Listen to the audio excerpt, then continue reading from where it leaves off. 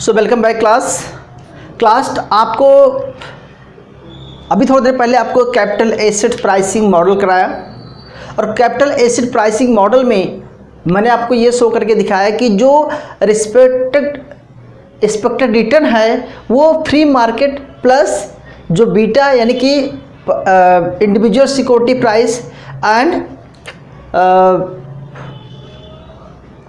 Market risk minus risk free market का जो premium है, यानी कि प्रीमियम को उसके बीटा से मल्टीप्लाई करके प्लस जो है रिस्क फ्री मार्केट को ऐड करके हम एक्सपेक्टेड रिटर्न्स निकालते थे। ये CAPA मॉडल था।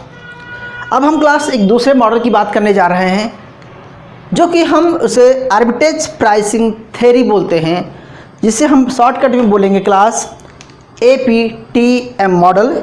सो arbitrage theory pricing theory just इसका एक एक्सटेंड वर्जन कह सकते हैं।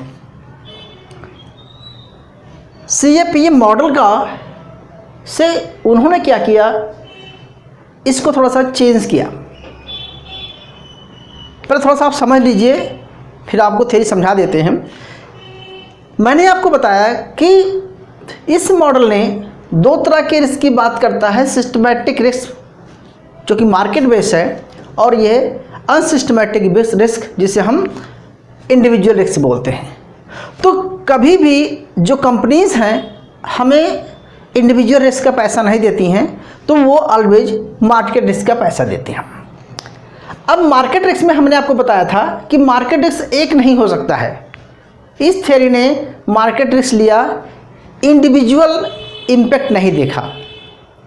ये थ्योरी में CAPA मॉडल में ओवरऑल जो है बीटा काउंट कर लिया सब कंपनी के लिए, चाहे वो रिलायंस हो, चाहे टाटा हो या TCS हो, ABC, कोई भी कंपनी हो, सबके लिए इन्होंने बीटा =1 रखा ओवरऑल। यानी कि हर कंट्री का हर जो कंपनी है उसका डिफरेंट बीटा था। लेकिन यहाँ पर हमें एक्सटेंड ये करना है कि जो फैक्टर है जो कि ये सिस्टमैटिक रिस्क है वो अलग अलग हो सकता है और वो अलग अलग रिस्क अलग अलग कंपनी पे पड़ सकता है। तो जो बीटा है जिसे सिर्फ इंडिविजुअल बीटा माना है, इस पर इसका प्रीमियम भी, रिस्क प्रीमियम भी अलग अलग हो सकता है। जैसे हमें कहना चाहते हैं कि मान के चलो हमारा एक्सपोर्ट इंपोर्ट का बिजनेस है, तो फॉरेक्स एक्सचेंज रेट अगर चेंज होता है तो इम्पैक्ट हमारे कंपनी पे आएगा, ना कि सब कंपनी पे आएगा। वो कंपनी जो सेल परचेज करती है उस पर दूसरा इम्पैक्ट आएगा। तो डिफरेंट जो कंट्री है और डिफरेंट कंट्री में जो कंपनीज हैं वो वहाँ की कंट्री के जो भी फैक्टर हैं, जैसे पर कैपिटा इनकम चेंज हो गया या GDP चेंज हो रहा है मार्केट में, या मार्केट में इन्फ्लेशनरी चेंज हो रहा है, या मार्केट में रिसेशन आ रहा है, तो हम ये नहीं बोलेंगे कि सारा इम्पैक्ट जो है बराबर पड़ेगा सब कंपनियों पे।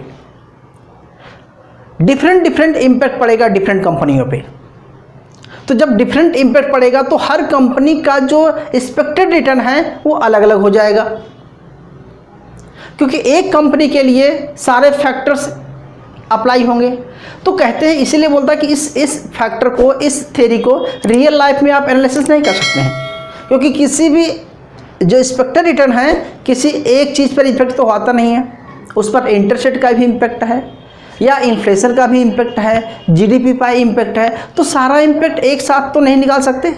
तो इसीलिए इस थ्योरी को एक्सटेंड करके उसने क्या किया, बीटा के साथ जितना भी फैक्टर हैं सब फैक्टर के प्राइस को, प्रीमियम को रख देता है। तो अब आप एक कंपनी के लिए बीटा जो है एक फैक्टर के लिए 1 है, दूसरे फैक्टर के लिए बीटा 2 है, तीसरे फैक्टर के लिए बीटा 3 है, चौथे फैक्टर के लिए बीटा 4 है। तो बीटा जो है डिफरेंट फैक्टर के लिए और डिफरेंट प्रीमियम ऑफ रिस्क हो जाएगा। तो इस थ्योरी को जस्ट क्या किया इसने, CAPA मॉडल को APTM मॉडल में चेंज कर दिया। तो हम आपको सिंपल बताते हैं कि क्लास इस मॉडल को कैसे आप चेंज करेंगे और किस तरह से आप इसको दिखाएंगे। बहुत इजी तरीके से समझते हैं, बहुत आपको समझ में आ गया होगा।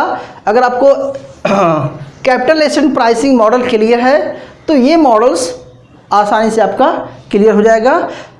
हमने आपको बीटा निकालना भी बताया था, तो हम इसको बीटा भी मिटा देते हैं क्लास।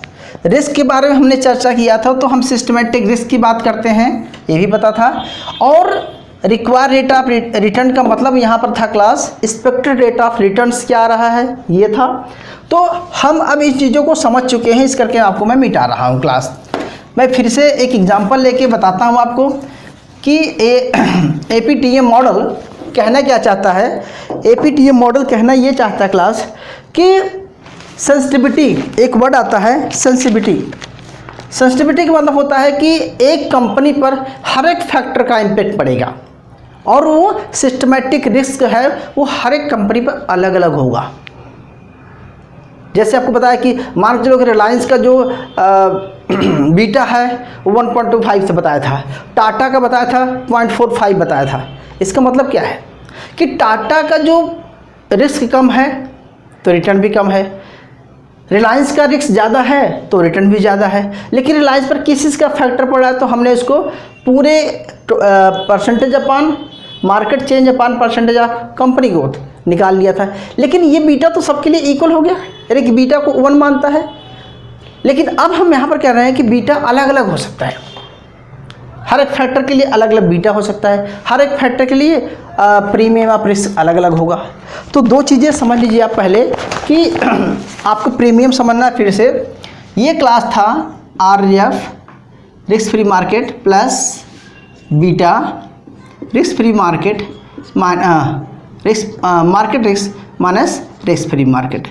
तो क्लास हम इसको ऐसे लिखते थे, यानी कि ये क्या था आपका, ये क्या था आपका प्रीमियम था, रिस्क प्रीमियम, और ये सिक्योरिटी रिस्क प्रीमियम था, यही है। लेकिन अब इसी मॉडल को हम क्लास थोड़ा सा चेंज करते हैं।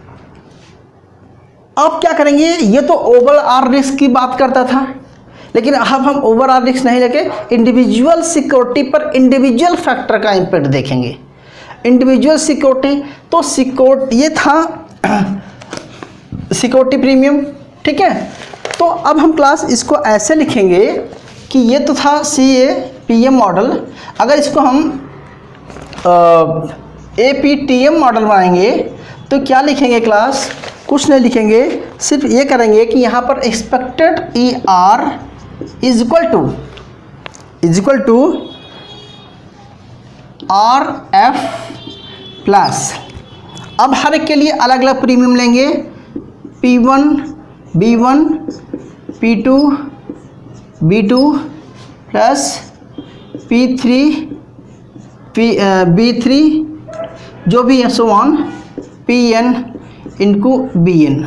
अभी आपसे एग्जांपल से समझाना चाहता हूँ, समझ में आ जाएगा आपको क्लास, कि हम कहते हैं कि जो इकोनॉमी पर जो सिस्टमेटिक रिस्क है उसमें कई तरह का रिस्क शामिल है। इंटरेस्ट रेट रिस्क है, इन्फ्लेशन रिस्क है, GDP रिस्क है, ठीक है, या पॉलिटिकल रिस्क है, या क्लाइमेट रिस्क है। हम बहुत सारे रिस्क को एक साथ रखेंगे। तो हमने रिस्क को भी अलग अलग बांट रखा है, प्रीमियम भी अलग अलग बांट रखेंगे। तो हम क्या करेंगे, ये हमारा एक्सपेक्टेड रिटर्न इस तरह से निकलेगा क्लास, ठीक है। तो ये थ्योरी से के बाद APTM बन गया। अभी जस्ट एक एग्जांपल से आपको समझा देता हूँ। एग्जांपल हमारा क्लास हम लेते हैं कि एक कंपनी पर मान के चलो, हम पहले एग्जांपल समझाते हैं, समझ में आएगा। एग्जांपल लीजिए क्लास, मान के चलो रिस्क फ्री मार्केट में इंटरेस्ट रेट है क्लास, मान के चलो 8%, ठीक है। और हम कह रहे हैं यहाँ पर रिस्क प्रीमियम है इंटरेस्ट रेट का, risk premium of interest rate का है वो है class 2%। Risk premium of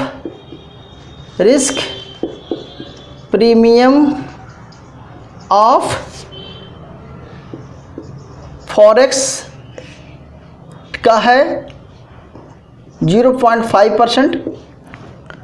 risk premium of GDP, risk premium of GDP हम लेते हैं इसको क्लास 3%।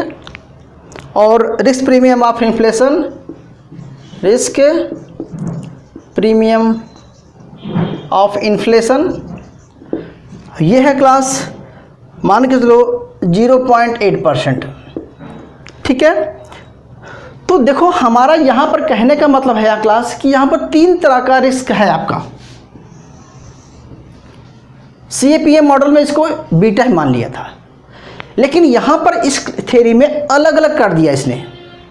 मतलब रिस्क प्रीमियम के लिए, इंटरेस्ट रेट के लिए 2 है, ठीक है, इन्फ्लेशन देखो, ठीक है, तो यानी कि GDP का अलग है, इन्फ्लेशन का अलग है, तो अलग अलग इम्पैक्ट पड़ रहा है एक कंपनी पर जो है अलग अलग जैसे इन्फ्लेशन है तो किसी कंपनी पे इन्फ्लेशन का पड़ेगा, किसी पे नहीं पड़ेगा, किसी पे जो है GDP का इम्पैक्ट पड़ेगा, किसी कंपनी पे नहीं पड़ेगा, तो फॉरेक्स पे कर पड़ेगा।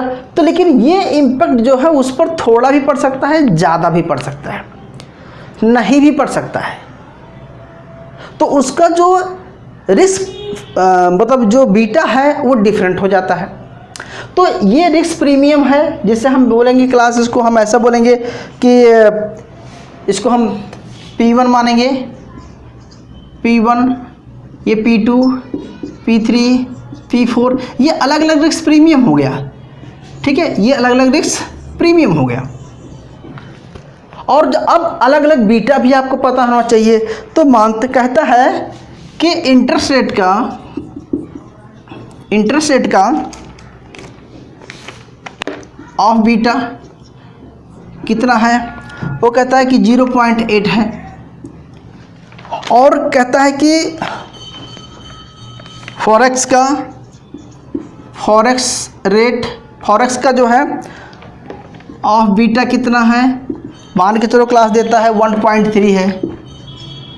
और इसी तरह से हम GNP का बीटा जो है, GDP का बात करते हैं, GDP ऑफ बीटा यानी कि इसको हम 0.6 निकालेंगे। और इन्फ्लेशन का जो है बीटा जो निकालेंगे वो हमारा क्लास है, मान चलो 1.25। तो ये गिवन है, कोई एक कंपनी है,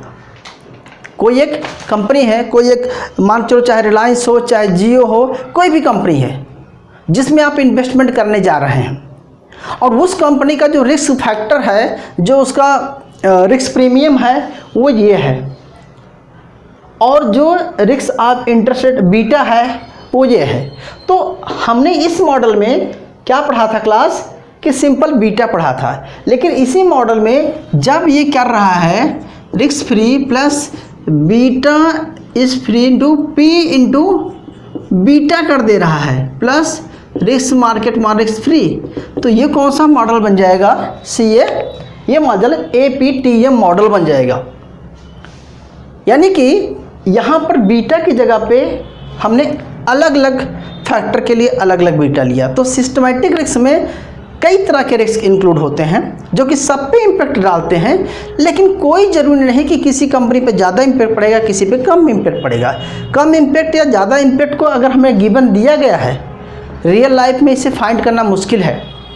कुछ ऐसे इम्पैक्ट होते हैं जो विजुअल नहीं, जिसको आप मेजर नहीं कर सकते हैं। तो इसलिए कहा जाता है कि ये थ्योरी सिर्फ थ्योरी है, इसको रियल लाइफ में अगर इंक्लूड करने जाएंगे तो नहीं हो पाएगा। तो अगर हम इसके अकॉर्डिंग गिवन अकॉर्डिंग, या इसका और भी एग्जांपल आप ले सकते हैं, गिवन के अकॉर्डिंग आपके बुक का ही एग्जांपल है, तो अगर हम इसके अकॉर्डिंग अगर आप एक्सपेक्टेड इंटरेस्ट रेट निकालें कि मार्केट में आपको क्या एक्सपेक्टेड रेट इंटरेस्ट आएगा, तो हमें इसको निकालने के लिए हमें इन वैल्यूज़ को पुट करेंगे।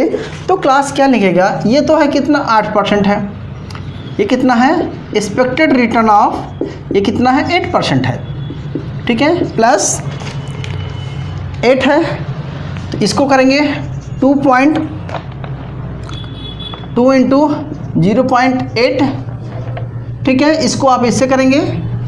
अच्छा, दूसरे का क्या करेंगे क्लास, 0.5 को 1.3 से करेंगे, तो 0.5 इंटू 1.3 कर देंगे, प्लस तीसरे का क्या करेंगे, GDP, और जो है GDP का बीटा कितना है, GDP का प्रीमियम कितना है, रिस्क प्रीमियम, तो GDP के साथ रखेंगे तो 3 इंटू 0.6 प्लस अगला लेंगे 0.8 इंटू 1.5 इसको इसके साथ, तो 0.8 0.8 इंटू 1.25। तो हम इन सबको अगर एक साथ निकालने के बाद क्लास क्या करेंगे, निकालेंगे आप, तो 8 प्लस ये कितना आ जाएगा 5.5 आएगा, तो इक्वल टू हम कहेंगे 13.5। ये आपका आंसर आ गया। क्लियर हुआ? तो मुझे सिर्फ यहाँ पर आपको ये समझाना था क्लास कि अगर आप आर्बिट्रेज प्राइसिंग थ्योरी की बात करेंगे तो आर्बिट्रेज में करता क्या है कि वो वेटेज कर देता है, सबका थोड़ा थोड़ा वेटेज है इसमें। जो आपकी यील्डिंग आ रही है इस यील्डिंग में सबका इम्पैक्ट है। तो यानी कि ये एक्सपेक्टेड रिटर्न किस पर डिपेंड करेगा, डिफरेंट प्रीमियम और डिफरेंट बीटास पे, जो कि एजप्शन है जी किया गया है। तो कहने का मतलब है कि ये CAPM को थोड़ा सा एक्सटेंड कर देता है। तो दोनों मॉडल आपको समझ में आ गया होगा कि आपको दो चीज़ें दी रहेगी एग्जाम में, रिस्क प्रीमियम दिया रहेगा, आपको ये दिया रहेगा, इसके बाद ये प्रीमियम दिए रहेंगे और ये भी दिया रहेगा। तो आप निकाल लेंगे GDP, या मतलब निकाल लेंगे कि आपका यील्डिंग या एक्सपेक्टेड रिटर्न कितना आएगा। इसी तरह से हम ऐसा कर सकते हैं कि अगर हमें इस तरह से दिया रहेगा ये सारी चीज़ें तो CAPM मॉडल भी निकाल सकते हैं। तो CAPM मॉडल में और दोनों में डिफरेंस आपको पता चल गया। प्रीमियम, रिस्क प्रीमियम या सिंपल प्रीमियम या सिक्योरिटी प्रीमियम भी पता चल गया आपको। ठीक है, तो ये था क्लास की सिंपल, आसानी समझ में आ गया होगा कि हमें CAPM मॉडल को ही में जब हम इंडिविजुअल फैक्टर को इंक्लूड कर देते हैं, प्रीमियम को और उसके बीटा को, तो ये थ्योरी एक्सटेंड हो जाती है। तो उम्मीद करता हूँ समझ में आ गया होगा। Thank you.